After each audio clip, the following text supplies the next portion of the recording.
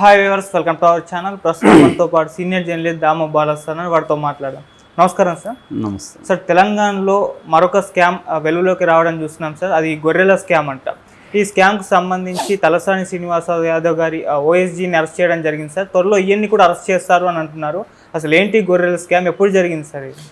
యాక్చువల్గా మనకి గొర్రెల స్కీము, గొర్రెల్ని పంచడం అనే స్కీము కేసీఆర్ తీసుకొచ్చాడు. సో అలాంటివి ఆయన చాలా చేశాడు కదా కేసీఆర్ అప్పుడు.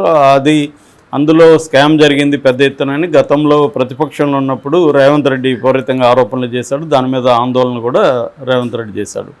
సో ఎవరెవరు అధికారంలో, ఎవరెవరు ఈ కేసులో ఉన్నారు, మేము వచ్చిన తర్వాత ఏం చేస్తాం అనేది కూడా రేవంత్ రెడ్డి చెప్పాడు. అదేవిధంగా రేవంత్ రెడ్డికి అధికారంలోకి రాగానే 1 by 1 స్కాములంతా బయటికి తీసి అరెస్టులు కూడా స్టార్ట్ చేశారు. సో జగన్ కంటే కూడా రేవంత్ రెడ్డి ప్రతిపక్షాల మీద దూకుడికి వెళ్తున్నాడు. జగన్ ఏమో కేవలం చంద్రబాబుని అరెస్ట్ చేయడమో లేకపోతే తెలుగుదేశం నాయకుల మీద ఫోకస్ చేయడమో మాత్రమే చేశాడు. అధికారుల మీద జగన్ చేయలేదు. అధికారులని అరెస్ట్ చేయడం కానీ, వాళ్ళని అరెస్ట్ చేయడం, జైలుకి పంపించడం అని జగన్ చేయలేదు. ఇప్పుడు ఏబీవి ఆయన వెంకటేశ్వరరావు ఉన్నాడు కదా, ఆయన మీద కక్ష ఖచ్చితంగా జగన్ తెచ్చుకున్నాడు. కానీ జగన్ ఆయన్ని జైలుకి పంపించలేదు. ఆయన పదవిలో ఉండకుండా చేయడానికి ఏవేవి చేయాలో అవి చేశాడు తప్ప ఆయన్ని జైలుకి పంపించే అంత పని జగన్ చేయలేదు. ఇక్కడ ఈయనేం చేశాడు, అదే సేమ్ స్కామే కదా ఇది కూడా, ఫోన్ ట్యాపింగే. అక్కడ కూడా జగన్ చేసింది కూడా ఫోన్ ట్యాపింగ్ కేసే. కానీ దాన్ని అతను సీరియస్గా తీసుకొని ముందుకు వెళ్ళలేదు. ఇక్కడ ఏం చేస్తున్నాడు రేవంత్ రెడ్డి, ఫోన్ ట్యాపింగ్లో దాదాపు పోలీస్ ఆఫీసర్లు అందరినీ అరెస్ట్ చేశారు. ఒక్క ప్రభాకర్ రావు మాత్రమే బయట ఉన్నాడు. ఆయన కూడా లుకౌట్ నోటీసులు జారీ చేస్తున్నారు. ఆయన కూడా జైల్లో పెట్టే అవకాశం ఉంది. మిగతా పోలీస్ ఆఫీసర్లందరినీ అరెస్ట్ చేసేశారు. సో అట్లాగే అధికారులంతా కూడా అరెస్ట్ చేసే కార్యక్రమం రేవంత్ రెడ్డి చేస్తున్నాడు. కానీ అక్కడ జగన్ ఆ పనులు చేయలే, అధికారుల జోలికి వెళ్ళలేదు. మ్యాక్సిమం అతను కేసులు పెట్టాడు, కొంతమంది ఒకరిద్దరిని చేశారు తప్ప ఈ స్థాయిలో, ఈ స్కేల్లో అక్కడ జగన్ చేయట్లేదు. రేవంత్ రెడ్డి ఒక అడుగు ముందు కేసు చేస్తున్నాడు. జగన్ చేయకపోవడానికి కారణాలు నేను తర్వాత చెప్తాను. ఇక్కడ ఈయన చేయడానికి కూడా కారణాలు ఏమున్నాయి. అయితే ఇప్పుడు ఈ స్కాముల్లో ఒకటి గొర్రెల స్కాము. ఇది యాక్చువల్గా ఫిబ్రవరిలోనే 4 అరెస్ట్ చేశారు. 4 అధికారులని దీంట్లో ఇన్వాల్వ్ అయినారని అరెస్ట్ చేశారు. ఇది యాక్చువల్గా ఏంటంటే రంగారెడ్డి జిల్లాలో ఈ స్కామ్కి సంబంధించి ఫస్ట్ బయటపడింది. వీళ్ళు ఈ మొత్తంగా ఏసీబీ దీని మీద పనిచేస్తుంది. ఏసీబీ ఏం నమ్ముతుందంటే టోటల్గా 700 కోట్ల స్కామ్ ఇది జరిగిందనేది ఏసీబీ నమ్ముతుంది. ఇప్పటి వరకు పెట్టుండేది మాత్రం 2 కోట్ల 10 లక్షలు స్కామ్ జరిగినట్టుగా పెట్టారు. మొత్తంగా ఓవరాల్గా ఇది 700 కోట్ల స్కామ్ అనేది ఏసీబీ అంచనా.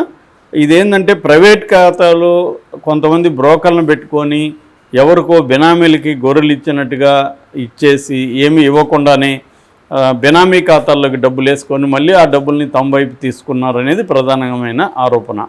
ఆ గొర్రెలు అనేది పంపకం జరగలేదు, కానీ జరిగినట్టు పెద్ద ఎత్తున చూపించి ఆ బ్రోకర్లతో కొంతమందిని డబ్బులు ఇచ్చి వాళ్ళకి మాకు జరిగింది, మాకు గొర్రెలు ఇచ్చారని వాళ్ళ దగ్గర సంతకాలు తీసుకొని వాళ్ళకి ఇచ్చినట్టుగా డబ్బుల్ని వేరే వాళ్ళకి, బినామీ వాళ్ళకి ఇచ్చేసి వాళ్ళ ఖాతాల్లోకి వేసుకొని దాన్ని మళ్ళీ తమ రకరకాల పద్ధతిలో తాము వైట్ చేసుకున్నారు దాన్ని. ఇది బేసిక్గా ఇది ఆల్రెడీ ఫిబ్రవరిలో చేశారు. కొంతకాలం ఎలక్షన్లు కాబట్టి సైలెంట్గా ఉన్నారు. ఇప్పుడు ఎన్నికలు అవగానే మళ్ళీ ఏసీబీ రంగంలోకి దిగింది.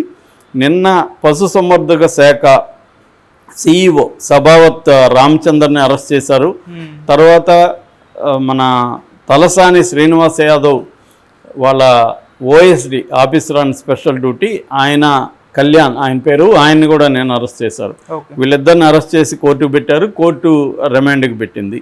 సో తలసాని శ్రీనివాస్ యాదవ్ని కూడా అరెస్ట్ చేసే అవకాశం ఉంది. ఎందుకంటే ఆయన మీద కూడా ఈ కేసు పెట్టారు. ఆయన శాఖ అదే కాబట్టి పశుసంవర్ధక శాఖ. సో ఇది రేవంత్ రెడ్డి చేస్తున్నాడు. సో నేను ఇందాక చెప్పినట్టుగా రేవంత్ రెడ్డి జగన్ చేయలేని పని రేవంత్ రెడ్డి ఎందుకు ఇక్కడ చేస్తున్నాడు? జగన్ అన్న చాలా టైం తీసుకున్నాడు. ఇప్పుడు చంద్రబాబు అరెస్ట్ అనేది 4 ఏళ్ళ తర్వాత జరిగింది. కానీ ఇక్కడ డే 1 నుంచే వచ్చిన రోజే ఈయన స్కాములు స్టార్ట్ చేశాడు. వచ్చిన రోజే ప్రగతి బాగుంది బయట ఉండి కొట్టడంతో స్టార్ట్ చేశాడు. జగన్ ఏమో అదే పని అక్కడ ప్రజావేదిక కూల్చేస్తేమో అతనికి నెగిటివ్గా పేరు వస్తే ఇక్కడ ఇతనికి పాజిటివ్గా పేరు వచ్చింది. దీనికి కారణం ఏంటంటే మనం ఆలోచిస్తే కొన్ని వ్యవస్థల్ని చంద్రబాబు మేనేజ్ చేసినట్టుగా దేశంలో ఎవరు చేయలేరు. చంద్రబాబుకి కేసీఆర్కి తేడా అది. చంద్రబాబు ఏంటంటే ఆయనకున్న మీడియా మీద ఉన్న పట్టు దేశంలో ఇంకెవరికి లేదు. సో బహుశా మోడీ కూడా చంద్రబాబును చూసే నేర్చుకుంటాడు మీడియాని ఎలా మ్యానిపులేట్ చేయాలని. సో ఆయనకి మీడియా విపరీతంగా ఇప్పటికి కూడా ఆయనకున్న మీడియా సపోర్టు జగన్ కొంత వరకు ఉంది, కానీ అంత స్థాయిలో లేదు. అంత పోరాడే మీడియా లేదు జగన్కి. సాక్షికి అంత చేత కాదు. తర్వాత ఇంకుండేది ఎవరు, TV9, NTV లాంటి వాళ్ళు అంత అగ్రెసివ్గా లేరు. వాళ్ళు కొద్దిగా బ్యాలెన్స్గా ఉండడానికే ట్రై చేస్తున్నారు. అదే నీకు ABN కానీ, ఆంధ్రజ్యోతి కానీ, ఈనాడు కానీ, TV5 కానీ, ఈటీవీ కానీ, మహా టీవీ కానీ, వీళ్ళు అసలు కంప్లీట్గా కమ్ముకుంటారు చంద్రబాబు వైపు. సో అది ఇక్కడ లేదు కేసీఆర్కి మీడియా అనేది తన కంట్రోల్లో ఉన్న మీడియా. సాక్షిలాగే ఆయనకున్న మీడియా నమస్తే తెలంగాణ కానీ ఇంకేదో టీవీ ఛానల్, నాకు పేరు కూడా గుర్తులేదు. సో ఆ స్థాయిలో పెద్ద స్ట్రాంగ్ మీడియా లేదు. నమస్తే తెలంగాణ కూడా చూస్తున్నా కదా, అంత గట్టిగా ఏం పోరాడట్లేదు. అందువల్ల మీడియా ల్యాక్. రెండవది న్యాయ వ్యవస్థ మీద చంద్రబాబుకు ఉండే పట్టు. ఆయనకి లీగల్ సిస్టమ్ మీద, న్యాయ వ్యవస్థ మీద ఇప్పుడు కాదు, ఆయన ఎన్టీ రామారావుకు ముందు నుంచి కూడా, ఈవెన్ ఎన్టీ రామారావు తోయడంలో కూడా ఆయనకి న్యాయ వ్యవస్థని బ్రహ్మాండంగా ఆయన వాడుకోగలిగాడు. ఇది చంద్రబాబు పట్టుంది. అంటే తనకి ముందు నుంచి కూడా ఆయన విజనరీ అంటారు కదా, ఆ విజనరీ అభివృద్ధికి సంబంధించి ఉందా లేదనేది వేరే విషయం, కానీ ఆయన పర్సనల్ అభివృద్ధిలో మాత్రం చాలా లాంగ్ టర్మ్ విజన్ ఉంటుంది చంద్రబాబుకి. అంటే నెక్స్ట్ ఎవరు ఇక్కడ మన కులంలో బ్రైట్గా ఉండే లా స్టూడెంట్లు ఎవరు అని ఆయన ఆరాధీసి ఆ స్టూడెంట్ని తను స్పాన్సర్ చేసి వాళ్ళని మెల్లమెల్లగా న్యాయ వ్యవస్థలోకి పంపించి ఇలాగ కూడా చేశాడన్న అభిప్రాయాలు కూడా చాలామంది చెబుతూ ఉంటారు. సో ఏదేమైనా ఆయనకి న్యాయ వ్యవస్థ మీద అయితే బ్రహ్మాండమైన పట్టుంది. అందుకని జగన్ ఎవరైనా అరెస్ట్ చేసినా 24 గంటల లోపల అర్ధరాత్రులు కూడా జడ్జిల ముందు తీసుకెళ్ళి పెట్టి ఇమీడియట్గా బెయిల్ వచ్చేసిన సందర్భాలు ఉన్నాయి. మనం రఘురామకృష్ణరాజు విషయమే చూసాం కదా, ఒక్కరోజు కూడా జైల్లోకి పోనీయకుండా చేయగలిగిన ఇది ఉంది. అచ్చెన్నాయుడు విషయంలో కూడా ఇమీడియట్గా హాస్పిటల్కి తీసుకెళ్ళగలిగారు. బండారు సత్యనారాయణ ఇమీడియట్గా బెయిల్ వచ్చేసింది. అలాగే ఎవరినైనా కూడా జగన్ అరెస్ట్ చేయాలనుకున్నా ఇమీడియట్గా చేయగలడు.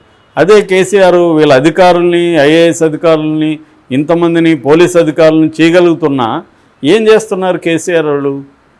ఇప్పటివరకు బెయిల్ ఎవరికి రాలేదు. రాధాకృష్ణ దగ్గర నుంచి అందరూ, ప్రణీత్రావు అందరూ లోపలే ఉన్నారు. సో ఇది ఫెయిల్ అనమాట. కేసీఆర్కి అప్పట్టు లేదు.